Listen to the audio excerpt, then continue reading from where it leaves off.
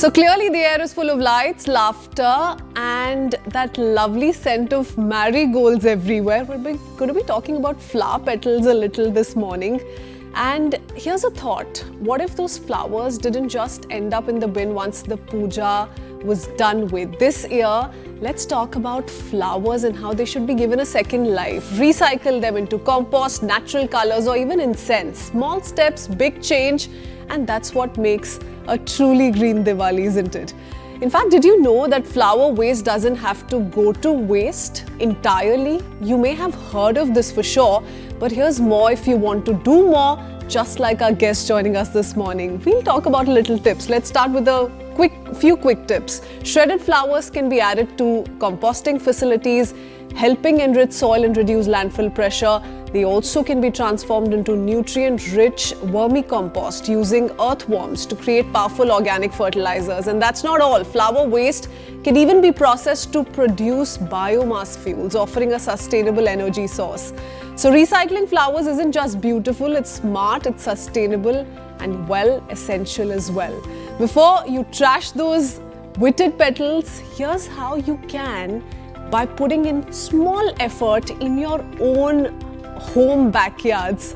This is how you can recycle them like a pro. First, you take off the extras, that ribbon, plastic, wires. If it's not natural, it's out. Step 2 is going to be you chop those big blooms down to size. Smaller pieces mean quicker compost magic. Toss in some dry leaves or shredded newspaper. Your compost needs a little balance, just like your breakfast. And then give that pile a good turn. So a little mix-up brings in the air and gets things cooking. And then in the end, rich, earthy, nutrient-loaded compost, perfect for your garden or those potted plants. So go ahead, spread the joy, not the waste. We will be talking about this sustainable idea this Diwali, and our guest this morning is going to be taking that forward. So we've spoken of what you can do in your own homes, but this is an initiative that comes with a larger cause in mind that they're looking at tackling nationwide. Small reminder also raises questions on what if flowers we offer in devotion didn't go to waste but found a new, meaningful life instead. In Hyderabad, 2 women turned that idea into action, creating a startup that not only recycles floral waste into eco-friendly products but also empowers women in the entire process. Joining us this morning is Vivek, founder director of Oorvi Sustainable Concepts Private Limited, the force behind Holy Waste. It's a brand that's redefining sustainability one petal at a time. Good morning, Maya. Thank you for taking out the time and happy Diwali to you. Happy Diwali to you too, and thanks a lot for this opportunity. Need of the hour, I would say. Oh yes, absolutely. Which takes me to my first question. Where did the thought of coming up with this initiative first begin? What was the inspiration really? Because taking it all the way needs some motivation. So tell us what your motivation was. Of course, I mean, we started this in 2019, but the idea, of course, came in about end 2018 when we actually watched 2 guys doing this in Kanpur. So we realized that, of course, this is something which is, a problem everywhere in India. And not only in the Ganges, everywhere we did see this problem. So we started this initiative in Telangana in 2019, and we came up with products which were already known, probably like incense sticks and dhoop sticks and all that. What we did was went ahead creating soaps, creating of course compost, and then wax tablets and floor cleaners with the bioenzymes that we made with flowers. Marigold to be specific, and then we were confident of launching the company. So in 2019 we registered the company, and that's how the journey began. So you make it sound very simple, but turning the concept into reality, actually executing it is the harder part. So how did you overcome all of those challenges? To be honest, the idea was well bought by everybody. I mean, the moment we told them that, okay, waste needn't be trashed, it could actually generate livelihood. So this was something which was welcomed by, so our first stop was the temples, which were bringing out a lot of flower waste, and which was actually going into the landfill or into the water bodies in and around Hyderabad. So we went, approached the temple authorities, and the idea was actually lapped up instantly. Then, of course, the challenges began as to, okay, what do we do with the volumes that are coming in? Because a staggering volume, this was something which we learned during the course of our work. Anywhere between 800 to 1,000 metric tons is the kind of waste, flower waste alone, which is generated in any city per day. Let that sink in. Yeah. 800 to 1,000 metric ton per day per city. And imagine where that number goes during peak festive seasons. Exactly. So that goes up to 1,200 to 1,500 in major metros markets like, Chennai, Bangalore, Mumbai, Kolkata. So we knew that, I mean, what we were getting into was getting humongous for us. Probably we might have, at an early stage, bitten more than we could chew, but here we are. So while I say that it was lapped up easily, setting it up was difficult. And also the journey as to, okay, what do you want to do with flower waste? Is it only the known path of, making incense sticks or compost, or did we want to do something else? So that's where we started this whole thing of, or probably the whole thought of, okay, waste precedes value kind of a thought. Just like how you would say, dar ke aage jeet hai, waste ke aage value hai. That's what we wanted to prove. And so we lapped up, we brought into our wing researchers, developers, product developers, and to see what else is the possibility with flower waste. And yes, today we have actually filed 2 patents, which are yet to be granted though, on materials which could be made with flowers. So it's not been easy. But yes, it's not been undoable either. It was possible. The other lovely part to your story, your initiative was also empowering local communities and women. How did that thought come about? Did you think, okay, now that we're going to go ahead to the implementation stage, might as well look at other aspects to this and ensure that we're, giving this a holistic attempt? For us, the initiative was always tied together. I mean, it was always tied to women. It was always tied to their well-being. We started this initiative in the outskirts of Hyderabad then, and we had access to a lot of semi-urban or rural women who actually were at the employable stage but were not finding employment. People who would want conditions, work conditions which suited them. Like, for example, I mean,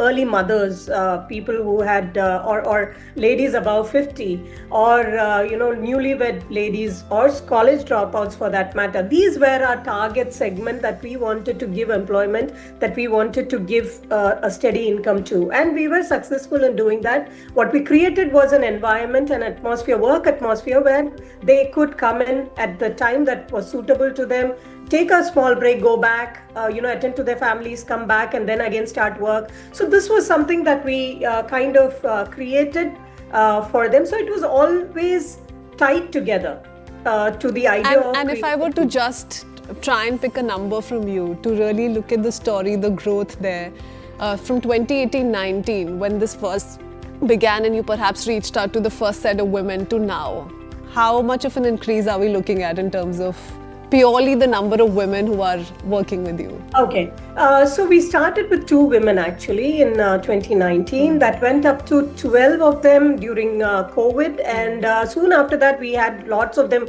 going back to their villages. Today we are talking about 4 women actually, 4 women full-time with us, direct employment. Okay, and you touched upon my very interesting concept of collaboration. So how you first reached out to temples. Who are the other stakeholders that you're in touch with? What is this entire process that's followed? Because, to ensure that you're being able to collect all the floral waste in one place before thinking what you're going to be able to do with it next is also a big task. It's a huge task. We tied up. We spoke to markets where there was a lot of flower waste coming up. We spoke to the civic authorities. In fact, we signed up an MOU with the Municipal Development Authority of Telangana, the government of Telangana, to implement a floral waste management in the temples all around Telangana and also the ULBs. Interestingly, so when you say stakeholders, yes, the state also has been a stakeholder for us.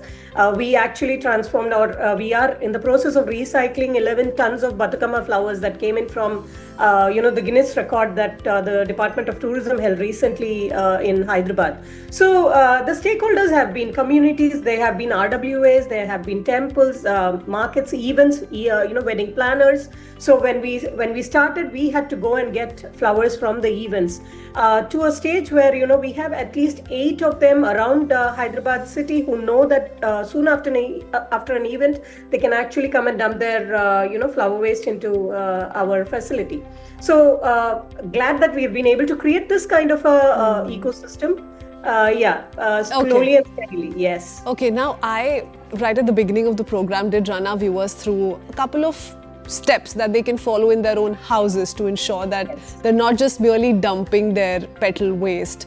But since you're carrying it out at such a huge level, there's a lot more seriousness that comes with recycling, upcycling, and then coming out with products through the entire process. Tell us a little bit about step by step what's followed here when we're looking at flower petals turning to not just incense sticks, a lot more. Yes. So it's simple. Segregation is what it is. So initially we collect flower waste. The mandate is very clear to all the people who are generating flower waste is please keep them separate. Keep it in a place where it is well ventilated and it doesn't decompose, because flowers tend to decompose very early, even the second day itself. So they need to be aired well. They need to be kept in a place where there's a lot of sunlight and a lot of air coming through. And then, of course, it's segregation. So all of your, the non-biodegradable or non-greens have to be separated, and then they come into a factory. That's how the collection process begins. And of course, then what we do is we remove all that is not flowers. It still comes. Even at that stage, we still have other waste coming in. After segregation, of course, segregation is also done on the basis of color, on the basis of the type of flowers. So, for example, roses are given a separate treatment, marigolds are separated. Also on the stages of decomposition, because not all flowers come in a fresh state. Some are, have started decomposition already. So all of that is moved to make compost. There is a process of shredding and composting that. Otherwise, the flowers are dried, cleaned, dried, and then further process happens. They are either bagged as petals itself, or we powder them and keep it separately for making of incense sticks and stuff like that. So these are the different processes we follow. Okay. Ma'am, very quickly, because we've had so many sustainable champions join us here on the Breakfast Club, a lot of them have shared stories wherein they've spoken of how the society, at least a section of the society, still, for instance, associates all of those who are looking at waste management, waste collection as something as, if I may just put it in a way that they've gone on to say that they've been compared to being rag pickers, for instance. Have you ever come across people who've reacted like that to your initiative, what you're doing? Has the society really embraced the idea of what sustainable champions are up to? Okay, in a lighter note, I mean, if you were to walk with me in Chennai and Hyderabad flower market in Chennai, we are starting the operations very soon. In fact, we have started training ladies already. So if you were to walk with me, people would say "Waste Madam Baranga" or "Waste Madam Ari," So that's the name that gets associated with you, which is fine. I mean, because this is the journey that you have chosen to be, and we see value in in waste. So yes, slowly but steadily, we have seen the change happening in in common people, in people next door, where people have started talking about, oh, listen, we have this green waste, I mean wet waste from kitchen. What do we do with that? People have started being more conscious about where they dump their e-commerce boxes and the plastic that comes with it. These are all small changes, and definitely in the right direction. We've had an increase in messages or communication from people who are reaching out, asking us whether we would, accept their flower waste from their houses. So definitely a journey. I mean, what has been happening for so many decades or centuries, for example, cannot be undone in 1 or 2 years or in a decade. It does take behavioral change. It does take mindset change. And I guess shows like yours, talking more about it, that narrative has to because that thought in itself, that thought of how you should not just dump your flowers that have died down into your dustbin, and there's so much more that can be done. There's so many people you can reach out to ensure that it's dealt with in a better way, more environment friendly way. Thank you so much, Maya. Thank you so much for being with us this morning and really brightening up our Diwali. Thank you, and Diwali greetings to you and your family once again.